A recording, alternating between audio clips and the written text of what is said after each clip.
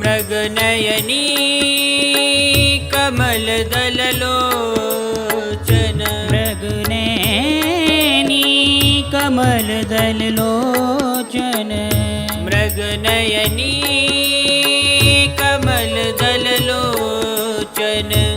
लाल श्याम राधा तन गौर लाल श्याम राधा तन गौर प्रीत भई एक ठोर साची प्रीत भई एक ठोर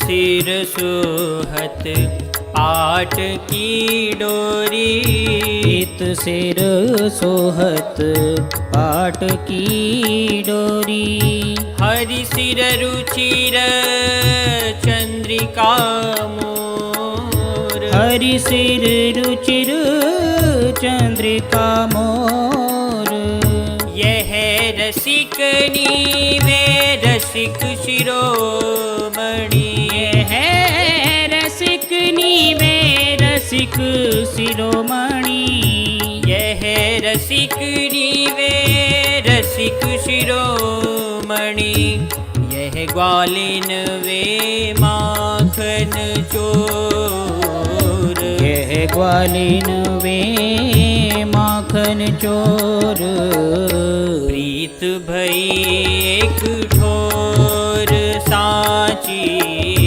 प्रीत भई एक ठोर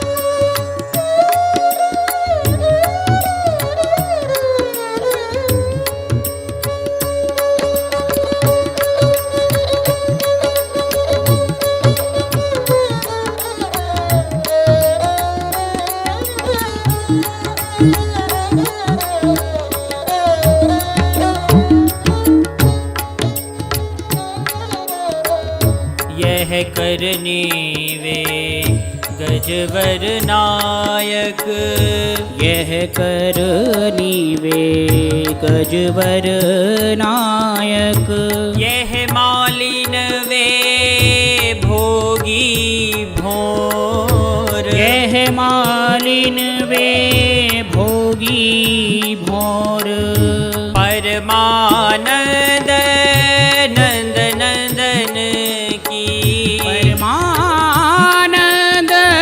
नंद नंदन की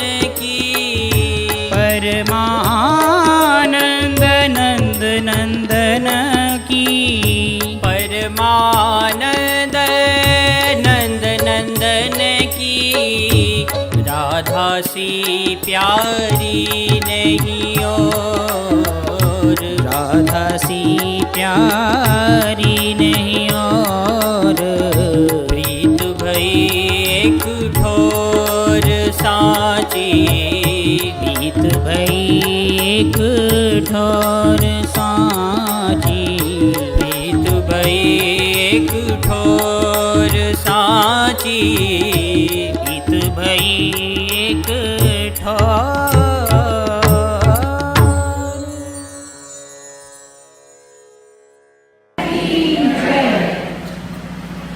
પુષ્ટિ માર્ગના પ્રવર્તક અને સ્થાપક જગતગુરુ શ્રીમદ વલ્લભાચાર્યજી મહાપ્રભુજીના વંશજ કામરોની નરેશ તૃતીય ગૃહાધીશ પરમ પૂજ્ય ગોસ્વામી 108 શ્રી બ્રજેશ કુમારજી મહારાજ શ્રીના ગૃહે દ્વિતીય આત્મક તરીકે જેમનું પ્રાગટ થયું, એમનું સુંદર હાસ્ય નિહાળી ભક્તોને હૃદયમાં ઠંડકતાનો આનંદ અનુભવાય છે।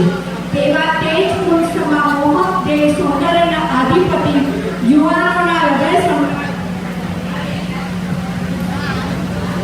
પૂજ્યપાદ ગોસ્વામી 108 શ્રી રાકેશલાલજી મહારાજ શ્રીનો પરિચય કરાવો એ કોઈ પણ વૈષ્ણવ માટે સૂર્યના તેજ પ્રકાશ સામે દ્રષ્ટિ કરી ઊભા રહેવાનું જેવું કઠિન કાર્ય છે।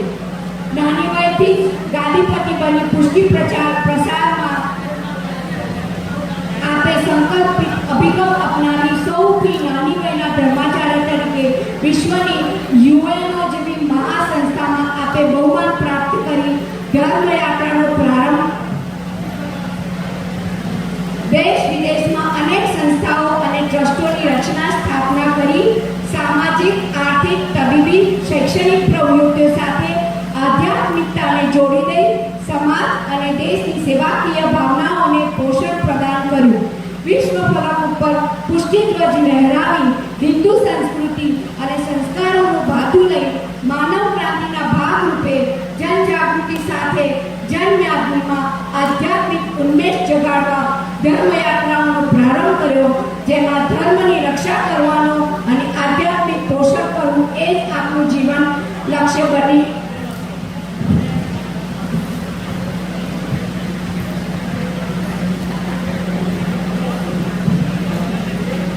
દાદાજી અને પિતૃચરણનો અખૂટ અલૌકિક વારસો જેમના દેહનું બંધારણ છે। શ્રી યદુનાથજી પ્રભુના ગૃહે જેમને મોહની સ્વરૂપ શ્રી કલ્યાણરાય પ્રભુની સેવાનો અવસર પ્રાપ્ત થયો છે અને અનેક પ્રખર વિદ્વાનો દ્વારા ધર્મ જ્ઞાનનું પોષણ મળ્યું છે। એવા પ્રભાવશાળી વાકછટાના ધણી વલ્લભ શ્રી દ્વારકેશજી મહારાજજીનો ગુણગાન કરવાનો આપણે સૌને અનોખો અવસર પ્રાપ્ત કર્યો છે। તેમનું અભિવાદન કરીએ અને એમના ચરણ સ્પર્શમાં કોટી કોટી વંદન સાથે શ્રી વલ્લભાજી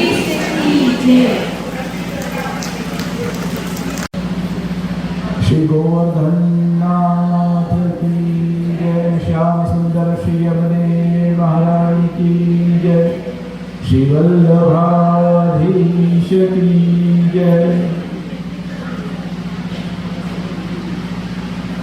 सत्संगના પ્રારંભમાં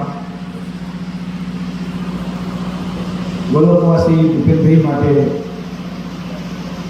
ક્ષણિક મૌન રાખી અને પછી મંગલ પ્રારંભ થયો છે।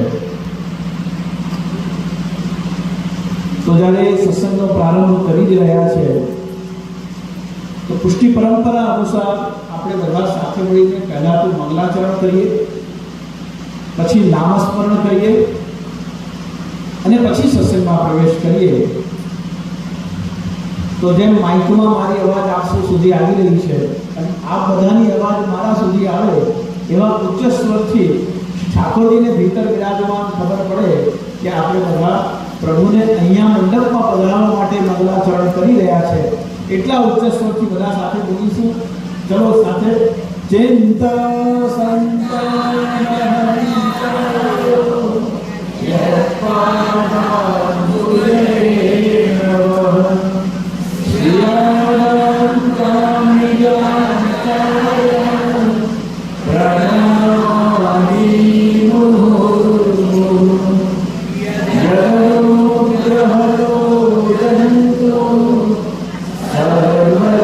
सर्वदुःखादिको भवे तमहं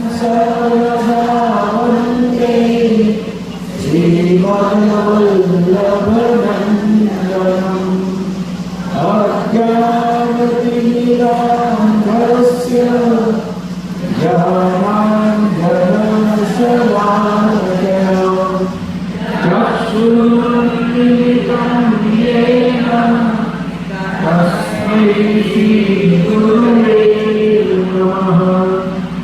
नमामि हृदये शेषे लीलाक्षिणातिशायिनं लक्ष्मीसहस्रलीलाभि सेव्यमानं कलानिधिं चतुरभीष्ट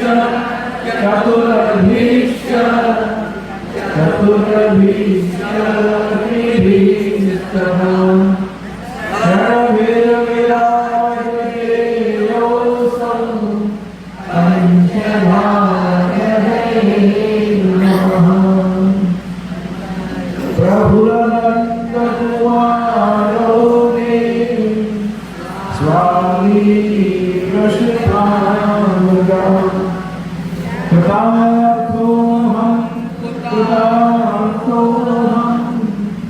कृतार्थोऽहं कृष्ण गोविंद गोविंद गोपाल राधे गोविंद गोविंद गोपाल नंदलाल भाव से गोपाल नंदलाल राधे गोविंद गोविंद गोपाल नंदलाल कृष्ण गोविंद गोविंद गोपाल नंदलाल राधे गोविंद गोविंद गोपाल नंदलाल कृष्ण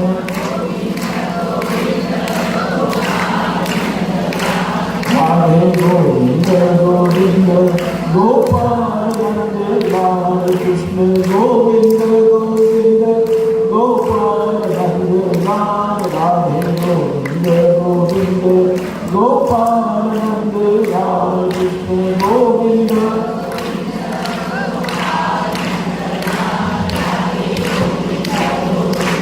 गोपाल नंदलाल कृष्ण गोविंद गोविंद गोपाल नंदलाल राधे गोविंद गोविंद गोपाल नंदलाल कृष्ण गोविंद गोविंद गोपाल नंदलाल गोविंद गोविंद गोपाल नंदलाल श्री कृष्ण कन्हैया लाल की जय।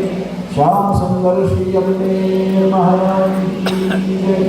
वल्लभाधीश की जय। आज के अनंत की जय। कस्तूरी तिलकं ललाटपटले वक्षस्थले कौस्तुभं नासाग्रे वरमौक्तिकं करतले नैनोकरे कङ्कणम् सर्वांगे हरिचंदनं सुललितं कंठे च मुक्तावली गोपस्त्री परिवेष्टितो विजयते गोपालचूडामणि। ॐ सहना भवतु सहनौ भुनक्तु सह वीर्यं करवावहै तेजस्विनावधीतमस्तु मा विद्विषावहै। ॐ शान्ति शान्ति शान्तिः।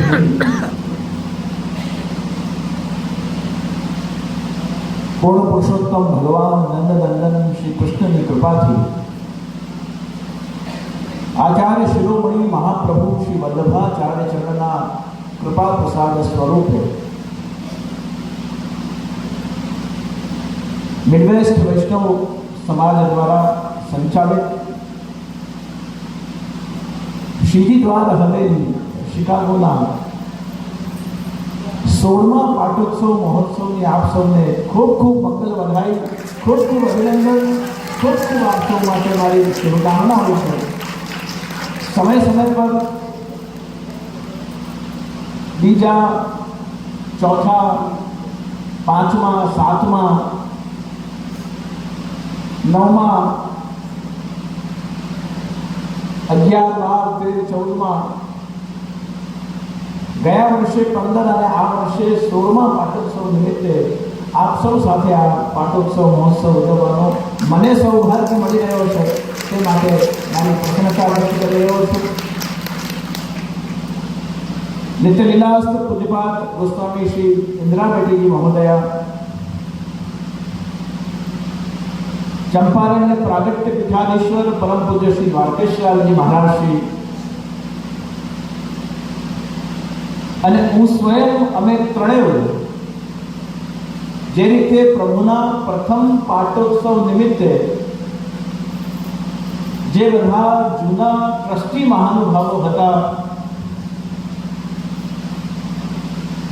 રામચંદ્રભાઈ છે, વાસુદેવ ડૉક્ટર શ્રી વાસુદેવભાઈ, કનુભાઈ અને જેટલા પણ જૂના ટ્રસ્ટી મહાનુભાવો હતા, ત્યારથી લઈને કે હમણાં સુધી ડૉક્ટર શ્રી ઉમંગભાઈ, રાજેશભાઈ, કમલેશભાઈ અને જેટલા પણ ટ્રસ્ટી મહાનુભાવો છે, હું બધાના નામ અહીંયા નથી બોલી રહ્યો, પણ જેટલા પણ ટ્રસ્ટી મહાનુભાવો તે સમયથી હમણાં સુધી રહ્યા છે, રોજ પ્રભુ નિત્ય મંગલ ભોગથી શયન ભોગ સુધીની સેવા શિકાગોના વૈષ્ણવોની પ્રભુ અંગીકાર કરી રહ્યા છે, તે શિકાગોના વૈષ્ણવ સમાજનું પરમ અને ચરમ સૌભાગ્ય છે કે આટલા વર્ષોથી આપણે કોઈ તનથી, કોઈ મનથી અને કોઈ ધનથી પ્રભુની સેવા કરી રહી છે. પુષ્ટિમાર્ગની સેવા પદ્ધતિ એ એમ એટલી બધી સરળ છે કે જેમાં કોઈ બીજી બધી ઔપચારિકતાઓ નથી, અને પુષ્ટિમાર્ગની સેવા પદ્ધતિ એટલી બધી કઠિન છે કે દરેક કોઈના બસની વાત પણ નથી. આજના શ્રી યમુના પુલીન મનોરથ નિમિત્તે શ્રી યમુના પુલીનના આ મનોરથ સાથે જ્યારે આજના 16મા પાટોત્સવનું મંગલ પ્રારંભ થઈ રહ્યું છે, ત્યારે આપણે સૌ સત્સંગ બાદ દર્શનનો આનંદ પ્રાપ્ત કરીશું, પછી મહાપ્રસાદનો આનંદ પ્રાપ્ત કરીશું.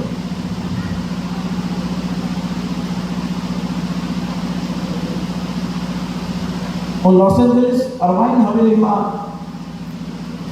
પાટોત્સવનું મહોત્સવ સંપન્ન કરીને સાહેબ રોજે 2 એરિયા વૈષ્ણવ પરિવાર શ્રીમય કૃષ્ણધામમાં સત્સંગ અને ત્યાંની સંયોજના, નવનિર્માણ થનાર હવેલીની સંયોજનાનું ચિંતન કરીને અને આ વખતની મારી 14 દિવસની નોર્થ અમેરિકાની યાત્રાનો મારો આજે 3જો પડાવ છે. કાલે રાત્રે ત્યાંથી પ્રસ્થાન કરી આજે સવારે શિકાગો આવવાનું થયું, અને આપ સૌની વચ્ચે જ્યારે આ સત્સંગનો સૌભાગ્ય મને પ્રાપ્ત થઈ રહ્યો છે, ત્યારે મનુષ્યના જીવનના 3 તબક્કાઓ આપણે જાણીએ છીએ. મા બાપના સાનિધ્યમાં આપણું બાલ્યકાળ ગયું છે.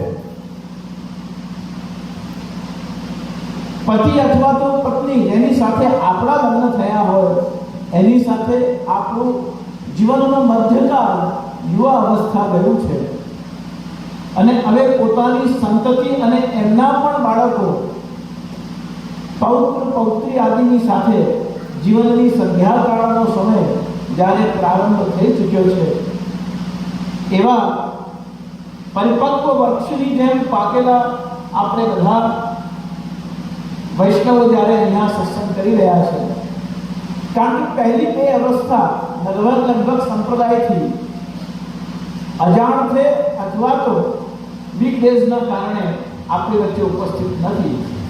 પણ આપણા શાસ્ત્રો કહે છે કે આ જે 3 અવસ્થાઓ છે, બાલ્ય અવસ્થા, કિશોર અવસ્થા અને વૃદ્ધા અવસ્થા, આ 3 અવસ્થાની વચ્ચે 2 અવસ્થાઓ બીજી છે કે જે સંધિનું કાર્ય કરે છે, અને એ આપણા શાસ્ત્રો કહે છે કે બાલ્ય અવસ્થા અને કિશોર અવસ્થાની વચ્ચે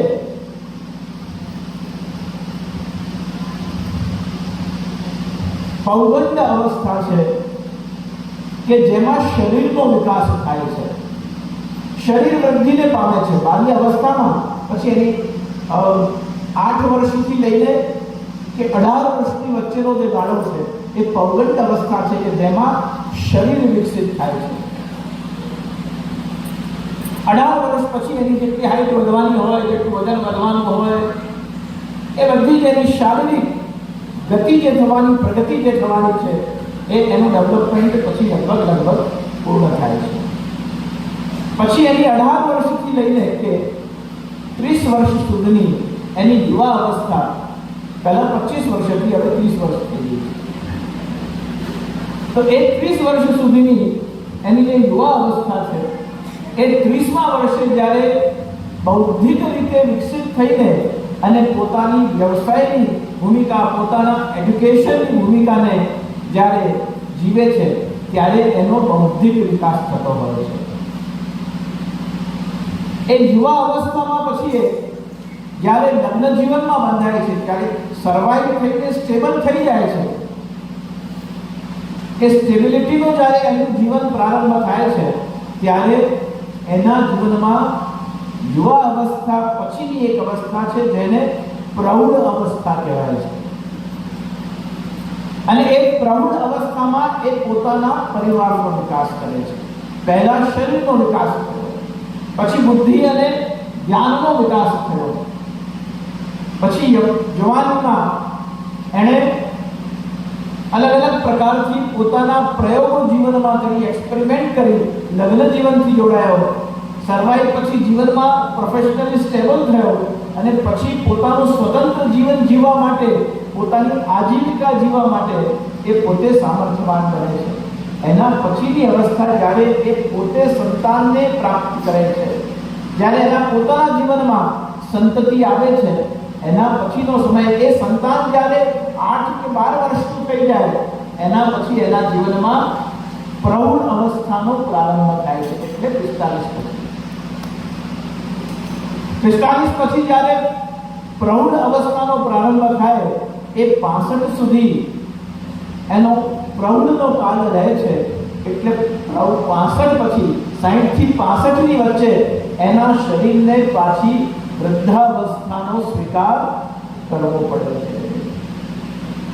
પછી 75, 90, 100 જેટલી આયુષ્ય આપણને ભગવાને આપ્યું હોય એટલું આયુષ્ય આ શરીર જીવે છે, પંચ મહાભૂતના સુખને ભોગવે છે.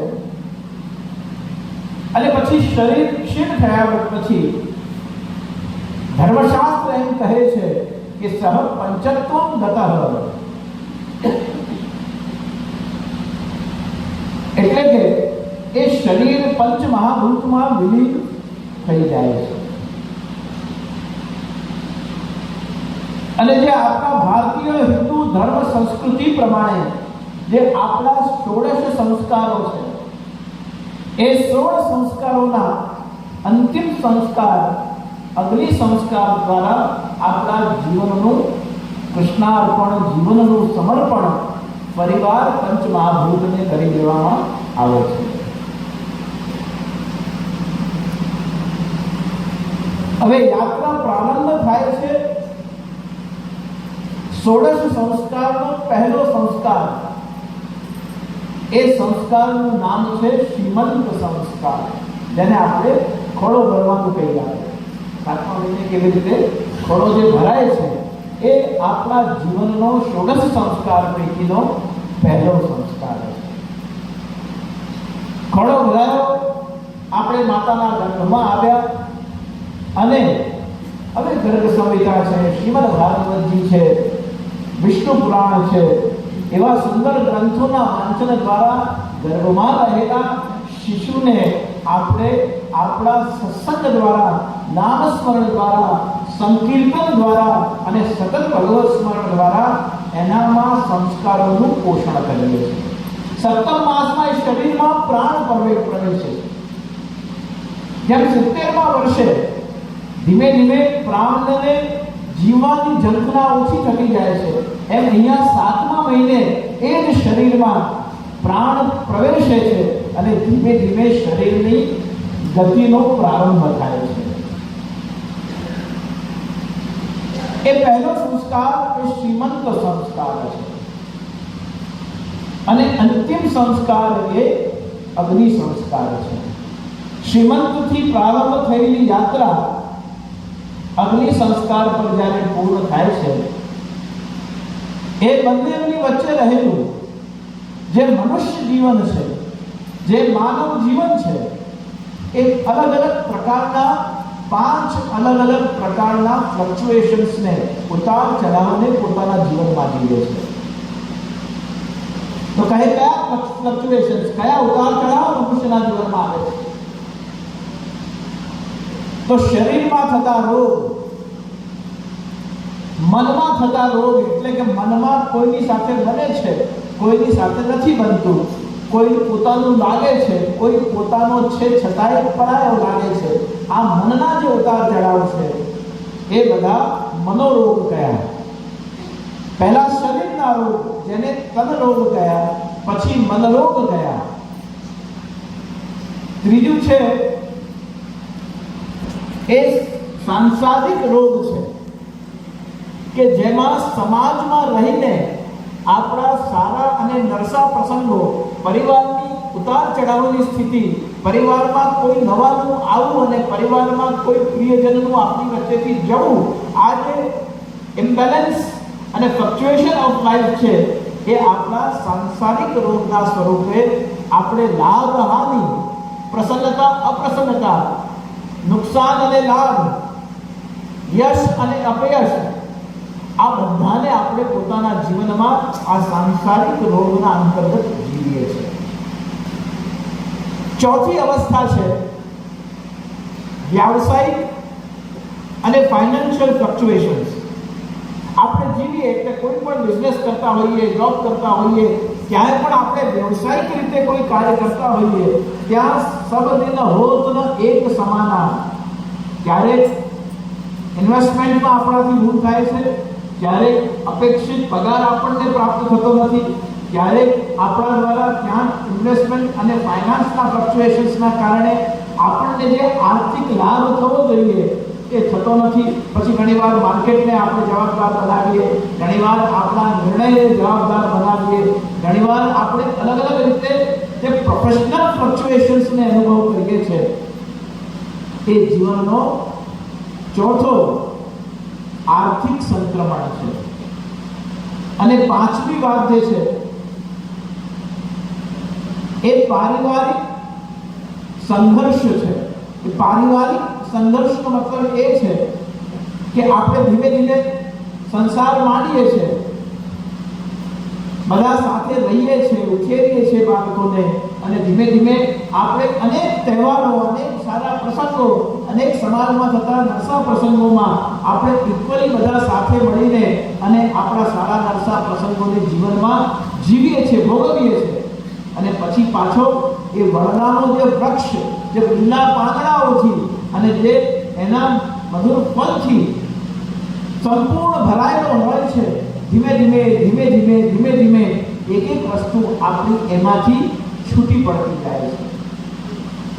અને આ મનુષ્યના જીવનનો પાંચમો અને છેલ્લો તબક્કો છે કે જેના કારણે એના મનનો પ્રભાવ મનુષ્યના શરીર ઉપર પડે છે.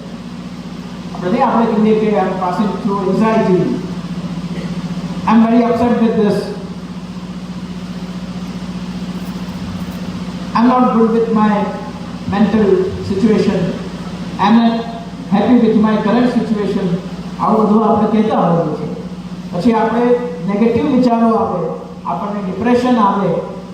આ બધી પરિસ્થિતિઓનું પાંચમા તબક્કામાં નિર્ણય થાય, જેને આપણે મનોરોગ કહીએ છીએ. તનરોગ, ભવરોગ, સાંસારિક રોગ, આ બધા રોગોનો વિચાર કર્યો અને પછી આ જે મનોરોગ છે કે જેમાં આપણા દ્વારા લેવાયેલા નિર્ણયો, આપણને છોડીને ગયેલા સ્વજનો, વર્તમાન આપણે જે વિચાર્યું હોય, ધાર્યું હોય તેવું ન થવું, પછી આપણે કોઈને કહ્યું હોય એ વિશ્વાસથી કે આપણે કહીશું એટલે કરશે જ, અને પછી જ્યારે એ નથી કરતો ત્યારની આપણી માનસિક પરિસ્થિતિ, અને પછી જેને આપણે બહુ માવજત કરીને જે વ્યક્તિ કે એના વિચારોને આપણે બહુ જ ઇમોશનલ સેન્ટિમેન્ટલ વેલ્યુઝ સાથે આપણે જીવનમાં બહુ જ મહત્વનું સ્થાન આપ્યું હોય એનું અચાનક આપણાથી દૂર થઈ જવું. આ પાંચમા અવસ્થામાં ખરેખર જીવનની માનસિક રોગમાં વધારે ને વધારે કસોટી થતી હોય છે અને એ માનસિક નેગેટિવિટી અને વિચારોનો પ્રભાવ પછી આપણા શરીર ઉપર અને આપણા હેલ્થ ઉપર પડતો હોય છે. અને પ્રેશર આવે છે, શુગર આવે છે, બ્લડ પ્રેશર હાઈ થઈ જાય, લો થઈ જાય, શુગર થઈ જાય, આ બધું because of your mental stress, એવું મેડિકલ સાયન્સ પણ કહે છે. પછી એને બેલેન્સ કરવા માટે આપણે શરીરને વ્યાયામ તરફ લઈ જઈએ છીએ, શરીરને પ્રાર્થના અને શાંતિ તરફ લઈ જઈએ છીએ, શરીરને હેલ્ધી રાખવા માટે હેલ્ધી ડાયટ તરફ લઈ જઈએ છીએ. આ બધું આપણે એ શરીરની માવજત માનસિક અને શારીરિક રીતે થાય તે માટે આ બધા પ્રયત્નો કરીને આપણે જીવનમાં 7મા મહિનાથી મળેલા સંસ્કારોને 70-75 વર્ષ સુધી જે આપણે જીવનનું અંત સમાપન કરીએ છીએ ત્યાં સુધીની આખી આ જીવનના માનવના જીવનની જે સાયકલ છે, જે એની વાસ્તવિકતા છે, એ આપણે હમણાં વર્ણન કરી છે. આ રીતે આપણું આ મનુષ્યનું જીવન જીવાતું હોય છે અને આપણે એ જીવનમાં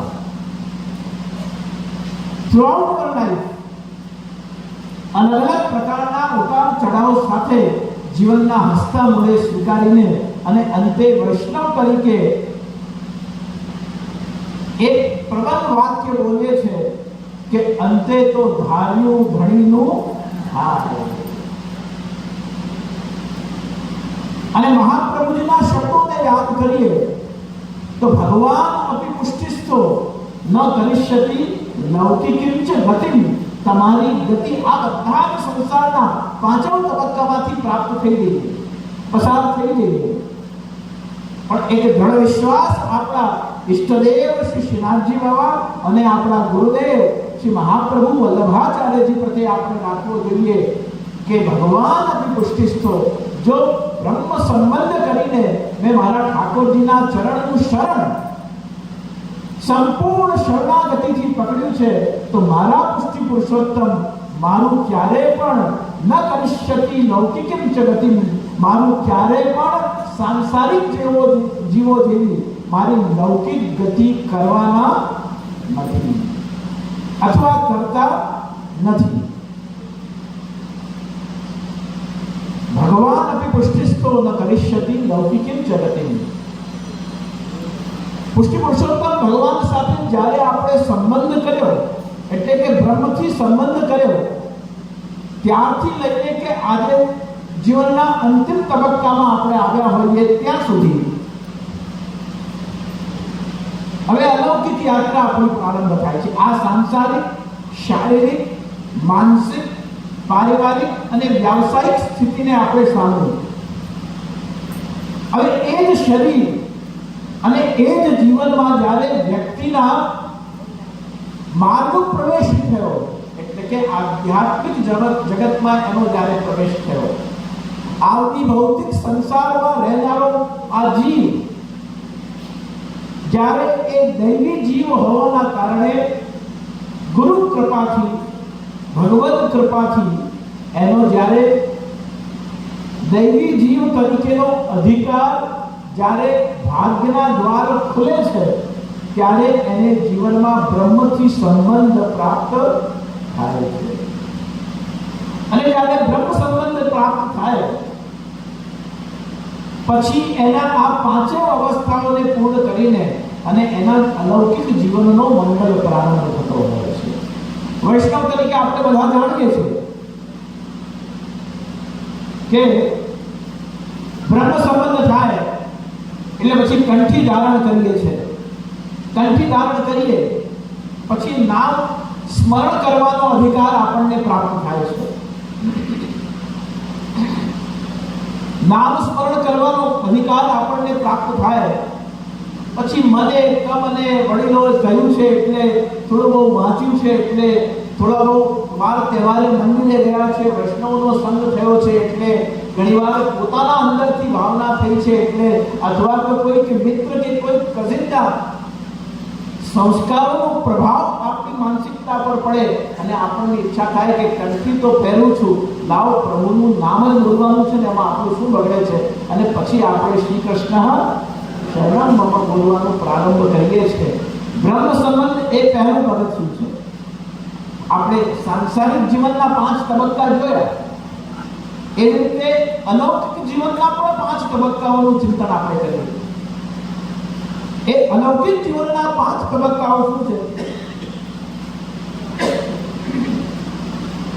અલૌકિક જીવનના 5 તબક્કાઓ છે કે જેમાં સૌથી પહેલા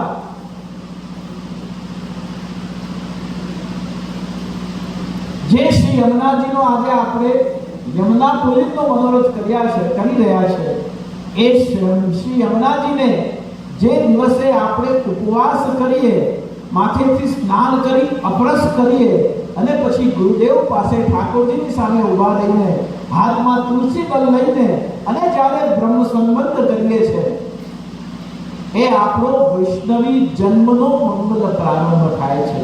जब ब्रह्म संबंध होत यह जीव को तब उनकी भुजा वाम परखे. श्री यमुनाजी ने क्यारे સૌથી પહેલા પ્રસન્ન થાય?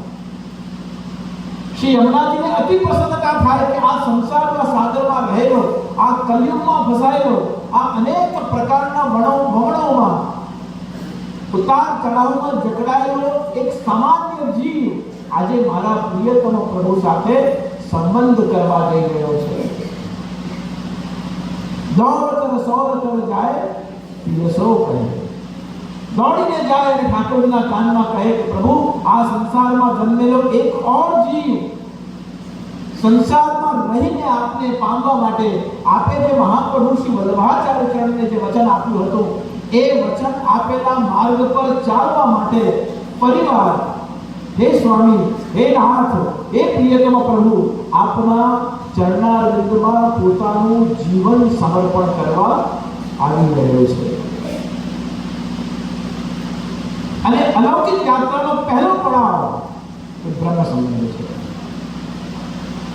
અલૌકિક યાત્રાનો બીજો પડાવ કંઠી ધારણ દ્વારા નામ સ્મરણ છે. અલૌકિક યાત્રાનો ત્રીજો પડાવ જ્યારે આપણને કંઠી ધારણ કરીને પ્રભુનું નામ સ્મરણ કરીને અને ત્રીજા પડાવ તરીકે આપણા મનમાં માતા પિતાના કહેવાથી, કોઈ ભગવદીય વૈષ્ણવના સંગથી, આપણા કોઈ કઝિન કે કોઈ મિત્રના, મારા કોઈ પણ મિત્રના કહેવાથી કે કોઈ પણ અલગ અલગ પ્રકારથી આપણને કોઈ ઇન્સ્પાયર કરે, કોઈ પ્રેરણા આપે, તે હવે તું કંઠી તો પહેરે છે, શ્રી કૃષ્ણ શરણમમાં પણ કરે છે, તો ભલે દર્શન કરવા માટે તો દર્શન કરવા માટે, ભાઈ ખાલી ચરણસ્પર્શ કરવા તો ચરણસ્પર્શ કરવા. એક લાલન કે ચિત્રજીનું સ્વરૂપ, ઠાકોરજીનું સ્વરૂપ, જેની સાથે તે સંબંધ સ્થાપ્યા છે. લગ્ન થયા પછી પેલું મકાન મળે, પેલા મકાન મળે, એવું ન થાય. જ્યારે સંબંધ સ્થાપિત કર્યા છે ત્યારે બંને સાથે રહેવાની જે વાત છે, એમાં જીવાત્મા પરમાત્મા સાથેનો સહવાસ અનુભવ કરે, તે માટે તું પ્રભુને બોલાવીને પોતાની પાસે લઈ આવે. અને જ્યારે પોતાની પાસે પોતે લઈને આવે, ઠાકોરજીને સેવા કરાવે, ભલે દર્શનિયા તરીકે, ભલે ચરણસ્પર્શ તરીકે, ભલે મિશ્રી ભોગની કટોરી ધરવાના સ્વરૂપે, ભલે મિશ્રી સાથે દૂધઘર ધરવાના સ્વરૂપે, દૂધઘરની સાથે દૂધની કટોરી, પછી ઠાકોરજીને બીજું કંઈ જ ન થાય તો ગુંજામાલા અને પવિત્ર ધરાવવાની સાથે ધીમે ધીમે ઠાકોરજીને દૂધઘરની સામગ્રી સિદ્ધ કરીને, નાગરીનો પ્રારંભ કરીને, સેવા સિદ્ધ કરીને, સગડી વોટ સુધીની સેવા કરવા સુધીનું, પછી એક જ સમામાં 8 સમાની સેવા કરીને, અને પછી 4 સમા સવારે અને 4 સંધ્યાકાળના 8 સમાની સેવા સવાર સાંજમાં અલગ અલગ કરીને, આટલા બધા અલગ અલગ પ્રકારથી એ ઠાકોરજીની સેવાનો મંગલ પ્રારંભ ઠાકોરજીને પુષ્ટાવી સેવ કરાવીને જ્યારે પ્રારંભ કરે છે, એ વૈષ્ણવી જીવનના એના અલૌકિક જીવનનો બીજો તબક્કો છે. પછી ચોથો તબક્કો વૈષ્ણવી જીવનનો શું છે? એના અલૌકિક જીવનનો પ્રારંભ જે છે, એ ચોથા તબક્કામાં જ્યારે એક જીવ પ્રવેશ કરે છે, ત્યારે વૈષ્ણવ જીવનનો ચોથો સ્ટેજ શું છે? નિવેદનમ તુ સ્મર્તવ્યમ સર્વથા તાદૃશૈ નહીં. જો ભગવદીય વૈષ્ણવનો સંગ થાય તો એમની સાથે સત્સંગ કરી 84 વૈષ્ણવે ગુરુદેવ અને ભગવત સ્વરૂપ સાથે એટલે ગુરુ અને ગોવિંદ સાથે કેવો કૃપાનો અનુભવ કર્યો છે એની વાર્તાનું વારંવાર ચિંતન કરવાથી આપણને 84, 252 અને અષ્ટસખા જેવો ક્યાં કોઈક એમના દિવ્ય ચરિત્રમાંથી એક વૈષ્ણવ, એક સખાઓમાંથી કોઈનો આપણને કોઈ એક પ્રસંગ ઇન્સ્પાયર કરી જાય અને એ સ્વરૂપના પ્રતિનિધિ તરીકે આપણે આપણા ઠાકોરજીની સેવા કરવા લાગીએ. જેમ ખરબૂજિયાવાળા મદન મોહનજી, પછી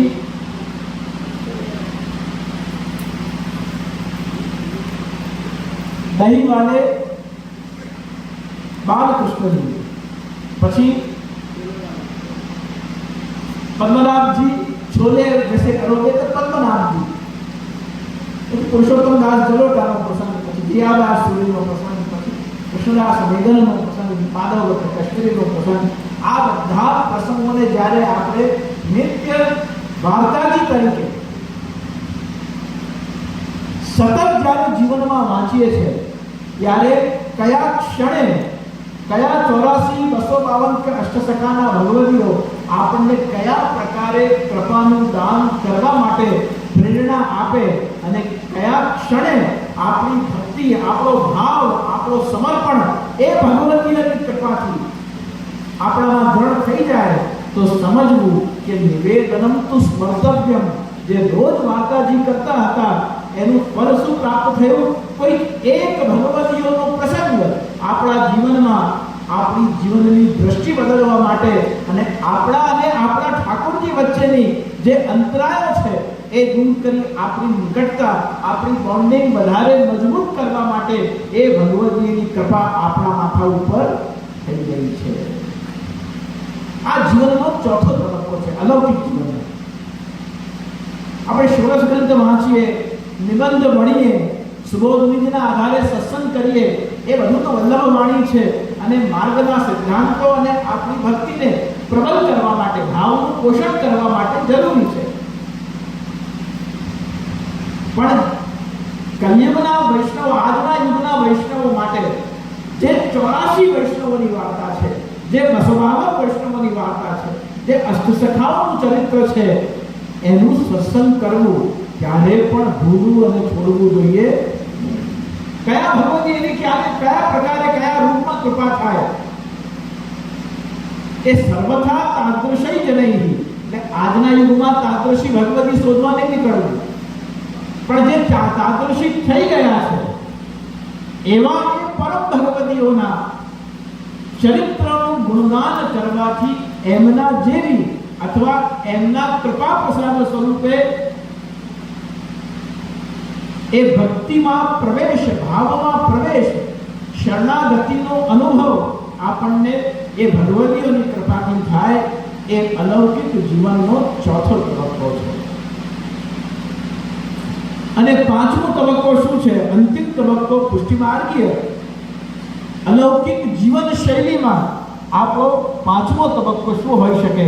પાંચમો તબક્કો છે કે આપણને આપણા ઠાકોરજીની સેવામાં, એ સેવામાં અષ્ટસખાની વાણી કીર્તન સ્વરૂપે ગાવામાં, આપણા જ હાથે ઠાકોરજીને સામગ્રી સિદ્ધ કરી ઠાકોરજીને અરોગાવવામાં, આપણા જ હાથે શ્રી ઠાકોરજીને સ્નાન કરાવી, વસ્ત્ર ધરાવી, શૃંગાર કરી દર્પણ દેખાડવામાં, એ જ ઠાકોરજીને જગાડીને પહોંચાડવામાં જે અલૌકિક સુખની પ્રાપ્તિ થાય છે, એવો સુખ, એવી પ્રસન્નતા, એવો આનંદ અને એવો સંતોષ જ્યારે દુનિયા સંસારમાં આપણને ક્યાંય અનુભવ ન થાય અને ભગવત સેવા અને પ્રસન્નતા હી કેવલમ, જ્યારે આ સિદ્ધાંત આપણે જીવીને અને આ જ્યારે 1-to-1 transformation of your feelings and your affections, હું હમણાં લોસ એન્જલિસમાં એક પ્રવચનમાં કહી રહ્યો હતો કે there is a very thin line between your emotions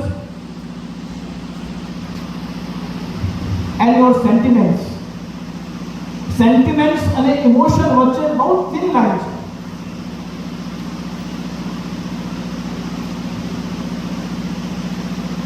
sentiment એક પરમનન્ટ સ્ટેટસ છે. જ્યારે આપણે કોઈ પણ પ્રસંગ, સારા કે નરસા પ્રસંગમાં આપણે ઇમોશનલ થઈ જઈએ એ ટાઈમ લિમિટ છે. આપણે કોઈ એવો કરુણ પ્રસંગ સાંભળીએ અને કોઈના દુઃખને આપણે અનુભવ કરવા લાગીએ ને આપણી આંખમાં પણ પાણી આવી જાય, કોઈ આપણું પ્રિય પાત્ર હોય, કોઈ પ્રિય સખા કે સખી હોય, એના ઉપર પડેલું કષ્ટ જ્યારે એ કહેતા રડી પડે તો આપણે પણ એ આપણું કષ્ટ નથી પણ આપણા પ્રિયજનનું, આપણી નિકટ વ્યક્તિનું, આપણા મિત્રનું કષ્ટ જોઈ જેમ આપણે પણ સેન્ટિમેન્ટ થઈ જઈએ છીએ, આપણે પણ ઇમોશનલ થઈ જઈએ છીએ. એ ઇમોશનલ સારા એટલે કે હર્ષના પ્રસંગમાં પણ આંસુ આવે અને શોકના પ્રસંગમાં પણ આંસુ આવે. આપણે ઇમોશનલ થઈએ તો ઠાકોરજીની સેવા કરતા કરતા રોજ જે આપણને સંતોષ અનુભવાય, પ્રસન્નતા અનુભવાય, આનંદ અનુભવાય એ આપણી સેન્ટિમેન્ટલ આપણું સ્ટેટસ છે. પ્રભુની સેવામાં જઈશું, સંસારને ભૂલી જઈશું. પછી આખી દુનિયા એક તરફ અને હું અને મારા પ્રભુ એક તરફ. ઠાકોરજી જાગે પછી પડે નહીં ત્યાં સુધી આપણે ઠાકોરજીની સાથે એ આપણી સેન્ટિમેન્ટલ વેલ્યુઝને ઇક્વલી શેર કરીએ. પણ એ જ ઠાકોરજી જ્યારે કોઈ કારણોસર વર્ધી પડે કે સૂતક પડે કે બહારગામ જવાનું થાય કે જાગૃત સેવા ન થાય કે આ કોઈ પણ પ્રકારથી જ્યારે એ સેવામાં અંતરાય પડે અને ઠાકોરજીની સેવા છૂટે ત્યારે આપણે ઇમોશનલી આપણે ઠાકોરજીના વિરહનો અનુભવ કરીએ છીએ. ન કરતા હોય તો કરવો જોઈએ. શાસ્ત્રોમાં તો પછી એના પદકાંતર વિરહ, દેશાંતર વિરહ, દેહાંતર વિરહ, યુગાંતર વિરહ, એટલા બધા વિરહના પ્રકારો બતાવ્યા છે. પણ એ વિરહ આરતીનું જ્યારે આપણે ચિંતન કોઈ વાર કરીશું ત્યારે કેટલા પ્રકારના વિપ્રયોગ, વિરહ અને વિછોહ આ ત્રણેય અલગ અલગ બાબતો છે. વિપ્રયોગ, વિરહ અને વિછોહ આ ત્રણેય અલગ અલગ બાબતો છે.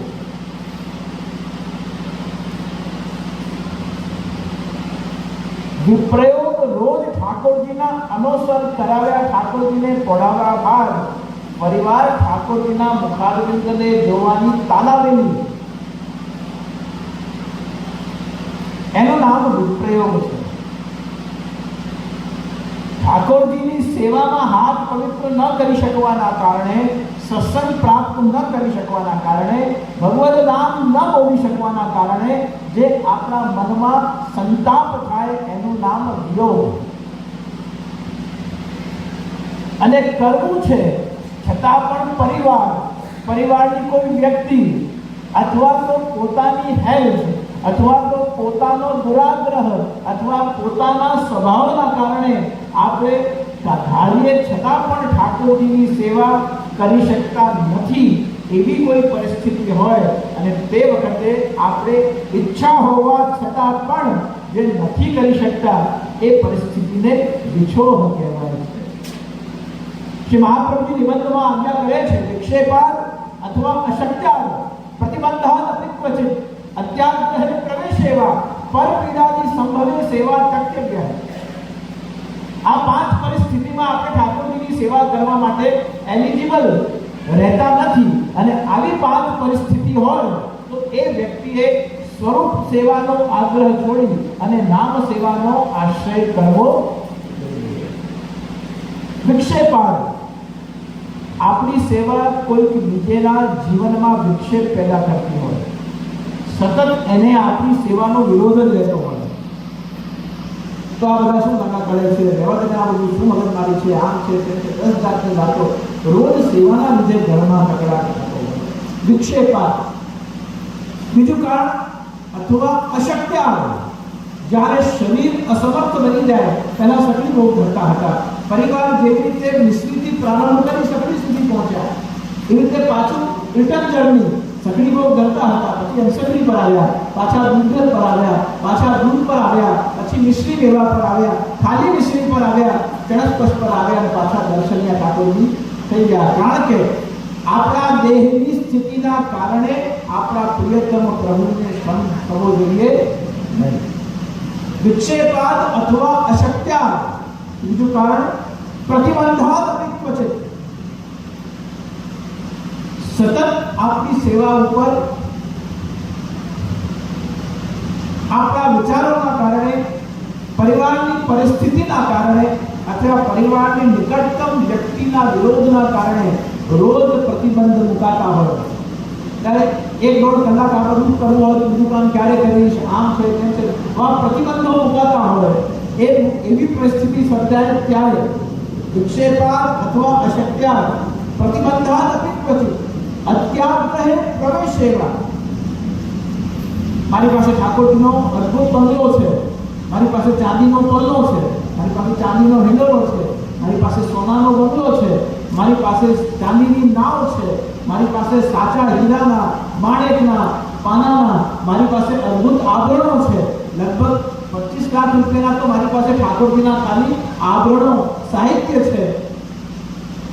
એ સાહિત્યનું મહત્વ આપણા માટે વધી જાય અને ઠાકોરજીના સુખનો વિચાર ઘટી જાય અને જ્યારે આપણે એ સાહિત્યને પ્રભુને અર્પણ કરીએ ત્યારે એ સાહિત્યને જોઈને વધારે આનંદ થાય. અને પ્રભુ તો રોજના છે, પ્રભુને તો આપણે રોજ સેવા કરીએ જ છે. પ્રભુનો સુખનો વિચાર ઘટી જાય. ધારો કે આપણે એક બહુ સરસ સોનામાં હીરાનો એક મુકુટ સિદ્ધ કરાવ્યો, પણ એ મુકુટ સિદ્ધ કરાવ્યો એના પાછળ દોરીથી બાંધવા માટે, પડછિયા બાંધવા માટે જે નાકા કર્યા હતા, એ નાકાનો ખૂણો એટલો બધો બહાર નીકળેલો હતો કે જ્યારે મુકુટ ધરાવ્યો ત્યારે ઠાકોરજીના મસ્તક પર વાગે. પણ મને ને વાગતો, પણ મેં આ 2.5 લાખ રૂપિયાનો મુકુટ કરાવ્યો છે, પણ ઠાકોરજીને તો ધરાવવો જ પડે. ભલે મસ્તક પર પરિશ્રમ થાય તો આટલું તો જીવ માટે કરે ને. ઠાકોરજી માટે 2.5 લાખનો મુકુટ બનાવ્યો હોય તો ઠાકોરજી આટલું 2 કલાક સહન ન કરી શકે. અત્યાગ્રહે જ્યારે ભગવત સુખનો વિચાર ઘણો થઈ જાય અને આપણે જે સાહિત્ય પ્રભુ માટે, પ્રભુની પ્રસન્નતા માટે બનાવ્યું છે એ પ્રભુના જ પરિશ્રમનું કારણ બની જાય, એવી પરિસ્થિતિ થાય ત્યારે એ સાહિત્યનો આગ્રહ છોડી અને ભગવત સુખનો વિચાર જીવે કરવો જોઈએ. અત્યાગ્રહે પ્રવેશ સેવા. અને 5મું કારણ પરપીડાદી સંભવે.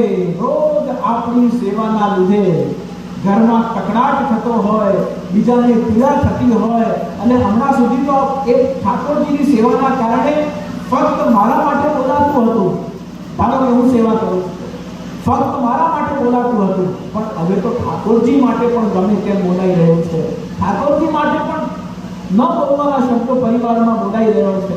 એવી પરિસ્થિતિ સર્જાય, આ 5 પરિસ્થિતિ સર્જાય ત્યારે એ વૈષ્ણવે, એ જીવે પરપીડાદી સંભવે સેવા તક્તવ્ય ભગવત નામ સ્મરણ. એવી પરિસ્થિતિમાં આપણે જપનો, પાઠનો, નિત્ય નિયમનો ક્રમ વધારી નામ સેવાનો આશ્રય કરવો જોઈએ અને સ્વરૂપ સેવાનો આગ્રહ ઓછો કરવો. આવી 5 પરિસ્થિતિ સર્જાય ત્યારે. નહીં તો જ્યારે આપણે બ્રહ્મ સંબંધ લીધા તે દિવસથી કે જ્યાં સુધી આ શરીરમાં પ્રાણ છે ત્યાં સુધી ભગવત સેવા કરવી જોઈએ અને વારંવાર મહાપ્રભુજી સર્વભાવેના ભજનીયો અને સ્વસ્થ અયમેવ ધર્મો. આ તમારું કર્તવ્ય નથી, આ તમારી ફરજ નથી, આ કોઈ કમ્પલ્સેશન નથી, પણ આ તમારો ધર્મ છે. મહાપ્રભુજી કહે છે જેમ શ્વાસ લેવું જીવન માટે જરૂરી છે, જેમ જળને સમય સમય પર લઈને અને શરીરને પોષણ આપવું જરૂરી છે, તેમ સ્વરૂપ સેવા અને નામ સેવા દ્વારા જીવનની અલૌકિક જીવન શૈલીમાં આવેલા આ 5 અલૌકિક તબક્કાઓને, 5 સાંસારિક વાતોને સાંભળી, 5 શરીર પર થતી પરિસ્થિતિઓને સાંભળી, એ બંને અલગ અલગ પ્રકારના 5 રોગોનું આપણે ચિંતન કર્યું અને પછી અલૌકિક જીવનમાં આ 5 અલગ અલગ તબક્કાઓને જીવવા માટે 5મી સ્થિતિમાં આપણો સ્વધર્મ છે સત્સંગ, કીર્તન, સ્મરણ, ચિંતન અને ભગવત સેવન આ આપણા ભક્તિ માર્ગના 5 પુરુષાર્થ છે. ચિંતન એટલે જે આપણે આજે કીર્તન કર્યું, હું કોઈનું નામ નથી લઈ રહ્યો, એક ભગવદીય વૈષ્ણવના હું સંપર્કમાં છું કે રોજ શૃંગાર ઠાકોરજીના થયા હોય, કે જે ઉત્સવ હોય, કે જે તહેવાર હોય, તેવું કીર્તન ઠાકોરજીની સન્મુખ બેસીને એ કરે પોતે, અને કીર્તન કરે પછી ભોગ ધરે, ભોગ ધરીને પછી આજે જે કીર્તન ઠાકોરજીને સંભળાવ્યું એ પોતે લખી લે, અને આખો દિવસ ઠાકોરજીને પઢાયા બાદ એ આજે જે કીર્તન આ શરીરે પ્રભુને શ્રવણ કરાવ્યું છે, સંભળાવ્યું છે, એ જ કીર્તનનું ચિંતન અને ભાવન આખા દિવસ કર્યા કરે. એનાથી શરણાગતિ અને આપણો ઠાકોરજી સાથેનો સંબંધ એ વધારે મજબૂત અને ઠાકોરજીની લીલામાં માનસિક રીતે સતત આપણો અનુસંધાન બની રહે છે.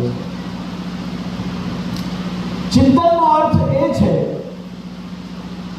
સત્સંગ પૂરો થયો અને સત્સંગ પૂરો થઈને બહાર પ્રસાદ લેવાની વ્યવસ્થા હતી. કોઈ વૈષ્ણવના ઘરે સત્સંગ હતો અને મારે સત્સંગમાં જવાનું હતું. વાર્તાજીનું વાંચન થયું, 10-15 મિનિટ, અડધો કલાક મારે બોલવાનો સત્સંગમાં ક્રમ હતો. એ બોલીને મારે તરત પધરામણીનો બધો ક્રમ થઈ ગયો એટલે મારે તરત બહાર જવાનું, બીજી જગ્યાએ જવાનું હતું. એટલે હું પણ બધા વૈષ્ણવો બહાર નીકળી રહ્યા હતા, સાથે સાથે હું પણ એ ઘરમાંથી બહાર નીકળ્યો તો 2-4 વૈષ્ણવ, ચલો હા સત્સંગ પૂરો થયો, બધા પ્રસાદ લઈને ઘરે બેઠા. હા સત્સંગ પતી ગયો. એ સત્સંગમાં જે પ્રસંગનો ચર્ચા થઈ છે, જે વિષય ઉપર આજે વાર્તાલાપ થયો છે, જે વિષય પર આપણે સત્સંગ શ્રવણ કર્યો છે, એનું ચિંતન આપણા મનમાં ઘરે ગયા પછી પણ કરતા રહેવું, એનું નામ ચિંતન છે. સત્સંગ પતાવવાનો વિષય નથી, સત્સંગ જીવનમાં ઉતારવાનો વિષય છે. અને એ ઉતરે અને એને આપણે જ્યારે મનથી વાગોડીએ, નહીં કોઈના સુપ્રસંગમાં ગયા હોઈએ અને બહુ જોરદાર ભવ્યતાથી, બહુ ઠાઠમાઠથી પ્રસંગ થયો હોય તો એને વારંવાર આપણે પરિવાર સાથે શેર કરીએ, પછી એ પ્રસંગમાં કોઈ મળ્યો હોય એ મિત્ર સાથે શેર કરીએ, પછી આપણે પોતે પણ ડ્રેસિંગ સારું હતું નહીં, એનો નવો સેટ કેટલો જોરદાર લાગતો નહીં, ફ્લાવરનું ડેકોરેશન આ વખત જોરદાર હતું નહીં, પ્રસંગ થઈ ગયો છે. પણ પછી એ લૌકિક ઘટનાને આપણે આપણા લૌકિક જીવનમાં કેમ રિકલેક્ટ કરીને પોતે એનો આનંદ અનુભવ કરીએ છીએ. 7 કોર્સ 9 કોર્સનું તો ગજબ એ વખતે મેન્યુ રાખ્યું નહીં, એવું બધું આપણા મનમાં પ્રસંગ થઈ જાય પછી જ્યારે એ પ્રસંગમાં થયેલા સારા અનુભવો, પ્રસન્નતાના વિષયો જ્યારે આપણે વાગોડીએ છીએ ત્યારે જેમ આપણું મન પ્રસન્ન થઈ જાય છે, એવી રીતે સત્સંગમાં સાંભળેલા અલગ અલગ લીલાઓ, ગુણ, ચરિત્ર અને પ્રભુના સ્વરૂપનું વર્ણન, આ 4 વસ્તુ સત્સંગમાં સાંભળીએ, એને વારંવાર વાગોડીએ, જ્યાં સુધી બીજો સત્સંગ ન થાય ત્યાં સુધી એ વાગોડ્યા કરીએ, એનું નામ છે ચિંતન. અને એવું આ 5 વસ્તુ જે પોતાના જીવનમાં કરતું હોય, નામસ્મરણ, ભગવત સેવા, સત્સંગ, કીર્તન અને ચિંતન, આ 5 અલૌકિક પુરુષાર્થો જે વૈષ્ણવ પોતાના જીવનમાં રોજ કરતો હોય, એના માટે શ્રી મહાપ્રભુજી કહે છે, ચિંતા કાપી ન નિવેદાન્તિ કદાપિ ભગવાન અપી પુષ્ટિસ્તો ન કરિષ્યતિ લૌકિકીમ ચ ગતિ. हे जीव तू निश्चिंत हो जाना, जैसे संसारियों की स्थिति और गति होती है ऐसी तेरी स्थिति और गति भगवान अपनी पुष्टिस्थो न करिष्यति लौकिकीम च गति. ऐसी स्थिति और परिस्थिति का निर्माण मैं आपके लिए कभी नहीं होने दूंगा, એવું શ્રી મહાપ્રભુજી આશ્વાસન આપે છે. અને ઠાકોરજી એવી બાહેધરી આપે છે, મહાપ્રભુજીને પણ બાહેધરી આપે છે, ન કરિષ્યતિ લૌકિકીમ ચ ગતિ. અને ભગવદ્ ગીતામાં અર્જુનને પણ બાહેધરી આપે છે, કૌંતેય પ્રતિજાનીહિ નવે ભક્ત પડસ્યતિ. હે અર્જુન, જે મારો થઈને મને સ્મરણ કરે છે, સેવા કરે છે, કીર્તન કરે છે, ચિંતન કરે છે અને સતત મારું સ્મરણ કરે છે એ અર્જુન, હે પાર્થ, એનું હું જીવનમાં ક્યારેય પણ પતન થવા દેતો નથી. કૌંતેય પ્રતિજાનીહિ નવે ભક્ત પ્રણશ્યતિ, હું ક્યારેય પણ પતન થવા દેતો. મહાપ્રભુજી પણ આપણને આશ્વસ્ત કર્યા અને ભગવાને પણ, શ્રી કૃષ્ણએ પણ આપણને બાંહેધરી આપી. આ બંને ઈષ્ટદેવ અને ગુરુદેવ, આ બંનેના વચનની વચ્ચે આપણું ભગવદીય જીવન અસ્ખલિત ધારાએ રહેતું રહે અને આપણી ગતિ, મતિ અને રતિ ત્રણેય શ્રી ઠાકોરજીના ચરણોમાં સદાકાળ સમર્પિત થતી રહે, એવી ભાવનાઓને આજે સત્સંગના સ્વરૂપે આપ સૌની સાથે અહીંયા રજૂ કરીને અને 16મા પાટોત્સવ નિમિત્તે જ્યારે યમુના પુલિનનો મનોરથ થઈ રહ્યો છે ત્યારે એ શ્રી યમુનાજીના ચરણારવિંદમાં આજના સત્સંગના એકે એક શબ્દો, એકે એક ભાવનાઓ એ શ્રી યમુનાજીના ચરણોમાં સમર્પિત કરી મારી વાણીને વિરામ આપી રહ્યો છું. અહીંયા સત્સંગ પછી જે પ્રકારે આપને અહીંયાથી નિર્દેશ કરવામાં આવે તે પ્રમાણે આપણે એને ફોલો કરીશું. બોલો કૃષ્ણ કનૈયા લાલ કી જય.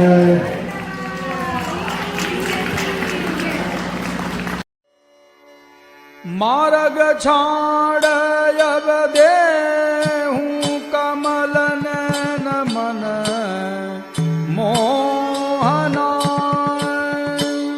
કટિપટ પીરુ સુહાવના और ऊपर नाल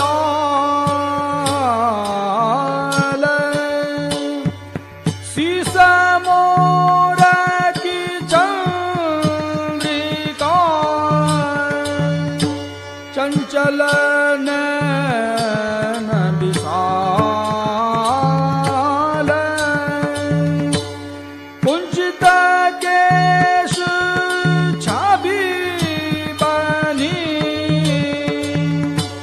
सुंदर चारु कपोल श्रुति मंडल कंचन मणि झलकत कुंडल लोल नन मन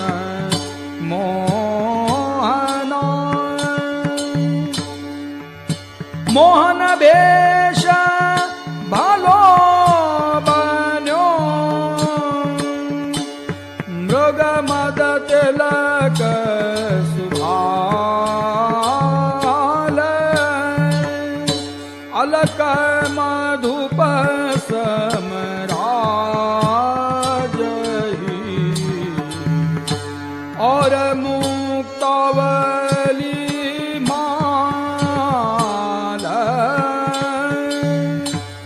कुंज महलत हो चली अपने गहे को जात बन में सो